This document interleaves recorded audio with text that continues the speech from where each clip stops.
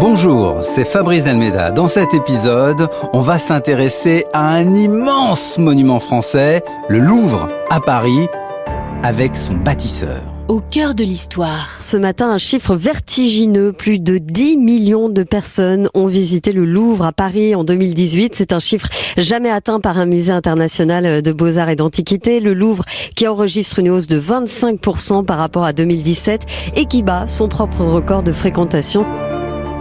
C'est donc le plus grand musée du monde, le Louvre.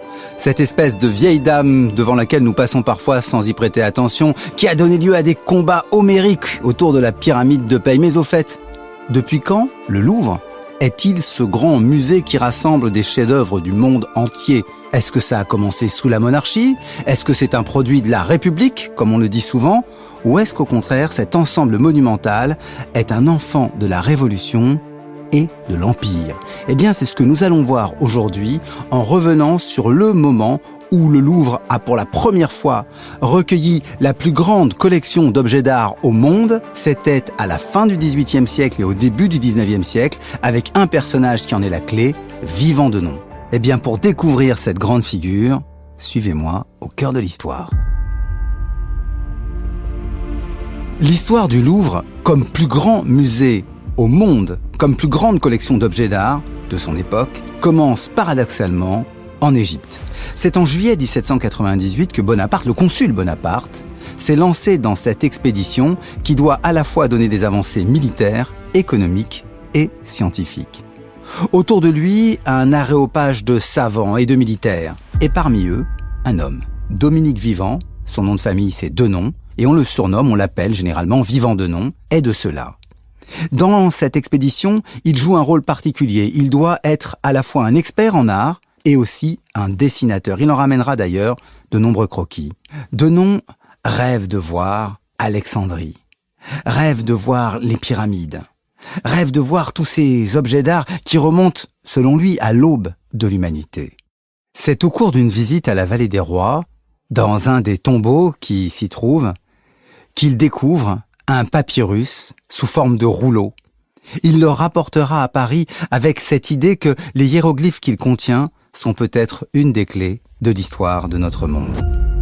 C'est pendant cette mission en Égypte que Vivant Denon noue une relation de proximité, d'intimité presque, avec Bonaparte. Le général lui confiera par la suite son grand œuvre, l'idée de faire un grand musée qui concentre les chefs-d'œuvre de l'humanité. 1 an plus tard, Vivant Denon et Bonaparte reviennent sur le même bateau en France et débarquent dans le petit port de Saint-Raphaël sur la Côte d'Azur. Nous sommes le 9 octobre 1799. 1 mois plus tard, le 18 Brumaire, Bonaparte fait un coup d'État. Il deviendra consul à vie et bientôt empereur. Vivant Denon, de son côté, publiera son voyage dans la Basse et la Haute-Égypte pendant les campagnes du général Bonaparte, achevant ainsi de faire connaître au public non seulement les miracles des pyramides, mais aussi une citation de Bonaparte qui souvent est oubliée. « Soldats, du haut de ces pyramides, 40 siècles vous contemplent. » Mais au fait, qui est cet homme? Qui est vraiment Dominique Vivant Denon? Revenons sur son parcours pour mieux comprendre la portée de ses actes. En réalité, rien ne prédestinait Dominique Vivant Denon à devenir ce personnage bonapartiste endiable. Quand il naît en 1747, à Chalon-sur-Saône, en Bourgogne, il est au sein d'une famille de la noblesse de robe, c'est-à-dire les gens qui travaillent dans la justice ou dans les affaires et qui ont acquis progressivement un titre nobiliaire. Sa carrière aurait pu être assez modeste, mais comme beaucoup de provinciaux, il décide de tenter sa chance et monte à Paris, à l'âge de 21 ans, pour achever ses études d'art. Il se fait remarquer à la cour, et Louis XV le nomme gentilhomme ordinaire de sa chambre, et c'est le début d'une carrière d'Ancien Régime. On le retrouve d'ailleurs 5 ans plus tard, attaché d'ambassade à Saint-Pétersbourg. Il y rencontre la Grande Catherine, Diderot aussi, manière de signaler qu'il est déjà un de ces intellectuels un peu déviants qu'on pourrait, peut-être parfois, qualifié de libertin. D'ailleurs, il publiera un texte de ce type racontant des histoires amoureuses. Mais il est précisément chassé de Russie pour ses relations avec une actrice française accusée d'espionnage, était-il diplomate ou dans une affaire précisément libertine. On l'envoie alors en Italie. Il va d'abord séjourner à Naples de 1778 à 1785 avec pour fonction de faire de l'achat d'œuvres d'art et d'antiquités. En difficulté avec la monarchie napolitaine, il part à Venise et c'est là qu'il rencontre Isabella Teotochi Bettine, celle qui sera la femme de son cœur et avec laquelle il entretiendra une très longue correspondance. Mais, une fois encore, les Vénitiens regardent Vivandonnon avec un air un peu particulier. Ils pensent qu'il est un espion au service de la Convention. Le voici donc obligé de retourner en France, au plus fort de la terreur. Il avait suivi jusqu'à présent la Révolution française depuis l'étranger, comme un émigré en somme, lui qui était un enfant de l'Ancien Régime. Mais en réalité, il a continué d'entretenir des liens avec les milieux artistiques parisiens qu'il avait connus à l'époque de ses études et au moment où il avait travaillé à la cour avant d'entrer dans la carrière diplomatique. Ce sont d'ailleurs ses contacts, et l'un d'entre eux en particulier devenu une figure phare de la Révolution, qui vont lui permettre d'échapper à la guillotine. C'est l'intervention du peintre David qui lui sauve la vie. C'est à ce moment-là qu'il va, pour la première fois, rencontrer un lieu qu'il connaissait évidemment comme tous les Français, comme tous les Parisiens, mais dont il n'avait pas été véritablement l'intime. Ce lieu, vous l'avez compris, c'est le Louvre. Car c'est un vieux palais en vérité que le Louvre. Il a été construit par Philippe Auguste dans le lointain XIIIe siècle, forteresse médiévale, sombre avec son donjon. Il a ensuite été intégré à la muraille de Paris par Charles V au XIVe siècle, avant que, au XVIe siècle, François Ier n'en fasse un palais Renaissance, faisant raser le donjon, ajouter la grande salle des Cariatides, ainsi qu'une grande galerie qui servira notamment à Catherine de Médicis, qui trouve le lieu trop étroit et donc fait bâtir le château des Tuileries. L'ancien palais et le nouveau palais vont être reliés par une longue et grande galerie qui suit le cours de la Seine. Louis XIV, à son tour, intervient et réaménage ce lieu alors même qu'il est en train de construire Versailles. Mais une idée s'impose. À partir de Louis XIV, le salon de peinture s'y déroule régulièrement, tous les 2 ans. Et l'école royale des élèves y est accueillie aussi. Le Louvre devient progressivement un lieu d'art. À côté de la puissance publique, de l'État, il y a la magnificence publique, la beauté qui orne ce palais. Et déjà, un philosophe comme Diderot peut, en 1765, réclamer le Louvre pour les artistes. L'achèvement de ce majestueux édifice, exécuté dans la plus grande magnificence, reste toujours à désirer. On souhaiterait par exemple que tous les rez-de-chaussée de ce bâtiment fussent nettoyés et rétablis en portique. Les académies différentes s'assembleraient ici, dans des salles plus convenables que celles qu'elles occupent aujourd'hui. Enfin, on formerait divers appartements pour loger des académiciens et des artistes. Voilà, dit-on, ce qu'il serait beau de faire de ce vaste édifice, qui peut-être dans 2 siècles n'offrira plus que des débris. Monsieur de Marigny a depuis peu exécuté la plus importante de ces choses, la conservation de l'édifice. Dans ce texte de Diderot, extrait de l'Encyclopédie, c'est déjà tout le débat qui anime la Révolution qui est en place.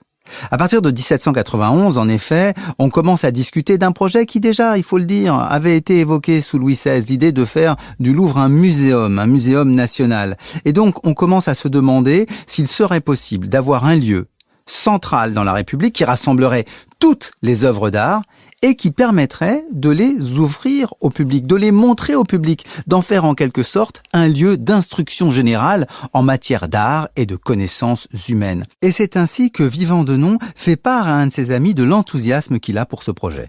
Mon ami n'a rien exagéré dans son enthousiasme du muséum. C'est une chose infinie et qui s'augmente tous les jours.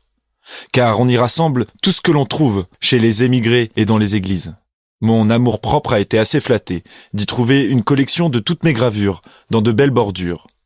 On me rend tout ce que j'avais ici et qui allait être vendu. On va tout à l'heure décréter et procéder à l'accomplissement du plus grand de tous les palais que plus de 3 siècles de rois n'avaient fait que commencer. Après donc qu'a été adopté le décret du 27 juillet 1793, quelques mois plus tard, le 18 novembre, a lieu un événement extraordinaire. Tout Paris en parlera. C'est l'ouverture du Louvre à l'ensemble des Parisiens et des Français, gratuitement. On a ouvert à toute vitesse des collections, des galeries, des œuvres à présenter. Il y a un peu de désordre, un peu de fouillis dans cette exposition. Mais tout de même, c'est la première fois que les Français sont invités à aller voir tous les chefs-d'œuvre collectionnés par la monarchie puis par la République dans un lieu unique. 18 novembre 1793, c'est la première visite guidée du Louvre, pourrait-on dire. Mais ce n'est rien à côté de ce que va faire Vivant Denon. C'est le 19 novembre 1802 que paraissent 2 décrets consulaires. Le premier dissout la commission administrative qui jusqu'à présent s'occupait du Louvre. L'autre instaure un poste de directeur général du Muséum central des arts. Et son titulaire est Vivant Denon. Il est le grand maître d'œuvre de tous les arts français. Son autorité comprend, tenez-vous bien, le musée des monuments français, le musée spécial de l'école française à Versailles, les galeries des palais du gouvernement, la monnaie des médailles, les ateliers de calcographie, la gravure sur pierre fine et sur mosaïque, l'acquisition et le transport des objets d'art. Bref, il est le grand maître d'œuvre de Bonaparte. Quelque temps plus tard, Bonaparte est sacré empereur, il s'appelle désormais Napoléon, et tout naturellement, Vivant Denon change le nom du Louvre qui devient le musée Napoléon.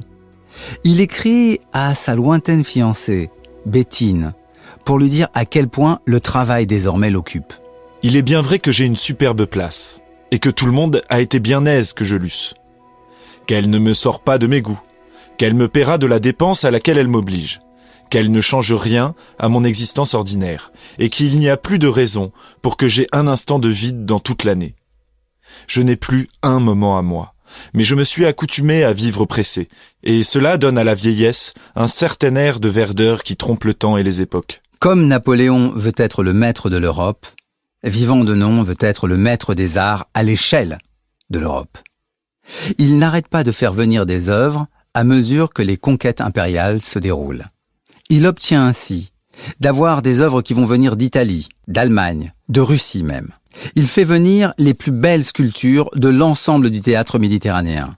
La statue de la déesse Athéna en majesté, dite Pallas de Velletri, elle vient de Naples. La Vénus de Médicis, qui vient de Florence. Et puis s'y ajoutent des œuvres prises au Vatican en fonction d'un traité effectué avec le Saint-Siège par Bonaparte en 1797. Si on regarde l'ensemble de la collection, on trouve de magnifiques primitifs italiens, des primitifs flamands, les chevaux de Saint-Marc et tant d'autres joyaux qui rentrent un à un au Louvre comme s'ils devaient finir leur existence ici. En fait, Vivant Denon n'est pas seulement un conservateur d'œuvres d'art. Il devient aussi l'artisan, le maître du Louvre. Il va superviser les travaux de construction de l'Arc de Triomphe sur la place du Carrousel. Cette place qui avait été ainsi nommée sous Louis XIV et qui désormais prend des allures de triomphe pour la Grande Armée. Il fait refaire aussi une grande partie des bâtiments de manière à pouvoir accueillir l'ensemble des œuvres dans les réserves. Mais à trop vouloir accueillir les œuvres, il finit par chasser les artistes du Louvre. Désormais, ils ne seront plus accueillis en résidence dans le bâtiment. Vivant Denon ne néglige aucun détail.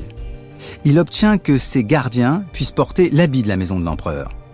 Et surtout, il veut avoir une sécurité irréprochable. Quand on garde un tel trésor, il faut éviter un vol. 2 postes militaires contrôlent donc les entrées et s'y ajoute une sentinelle permanente, place du Carrousel, à l'angle du bâtiment où sont conservées les monnaies et médailles, de manière à éviter que quelqu'un soit tenté d'y effectuer une visite surprise. Le bâtiment, désormais, est une forteresse, autant qu'un joyau précieux à préserver. Vivant Denon en est tellement fier, si fier aussi de pouvoir offrir tout cela aux Français gratuitement, car l'accès au musée reste gracieux et il le sera, tenez-vous bien, jusqu'en 1922. Denon écrit à quel point il est satisfait de l'œuvre qu'il a accomplie. Si tu voyais le musée, tu brûlerais d'écrire. Tu serais d'ailleurs si aise de dire « c'est mon ami qui a rassemblé tout cela, qu'il l'a augmenté d'un grand tiers ». Les 10 dernières années de ma carrière seront plus pleines que tout le reste de ma vie. Je n'ai point l'amour-propre d'avoir fait le musée. Je suis en tout ceci l'homme des circonstances inouïes qui avait élevé un monument immense. Denon s'est hissé à la hauteur du projet napoléonien. Il a réussi à composer un bâtiment gigantesque. Il a réussi à rassembler la plus grande, incontestablement, la plus grande collection au monde d'objets d'art, bien au-delà de ce qu'avait pu rêver un François Ier quand il était allé en Italie acquérir les œuvres de Léonard de Vinci, quand il avait fait don à la France de la Joconde. Jamais personne n'avait rêvé une telle collection, même les Romains n'en avaient pas de pareil. C'est à ce moment-là, d'ailleurs, en 1811, au fait de sa position, qu'il est touché par un étrange vertige. Il s'en ouvre d'ailleurs à son amie Béthine. Et si toute son œuvre, et si toute sa vie n'était pas déjà achevée? J'élevai, j'achevai le plus beau, le plus grand monument qui ait jamais existé. Vous n'accepterez de monument, sire, que ceux d'un genre qui, en consacrant votre gloire, en donneront la mesure, et rendront les nations étrangères tributaires de vos magnificences. À force de campagne à l'étranger, l'image de Vivant Denon a été transformée. Il n'est plus considéré comme le sympathique adjoint d'un général qui essaye de porter dans le monde entier les libertés si chèrement acquises par la Révolution française. Non, il est regardé désormais comme le complice d'un conquérant qui ne cesse de piller les pays voisins. On lui donne d'ailleurs, à Vivant Denon, des surnoms peu flatteurs. On l'a surnommé ici ou là le voleur, le prédateur, l'huissier priseur de l'Europe. Bref, on a tendance à le regarder comme quelqu'un qui, sans honneur, s'approprie le bien d'autrui. Évidemment, à mesure que l'Empire va connaître des défaites et des reculades, la position de Vivant Denon va devenir de plus en plus fragile.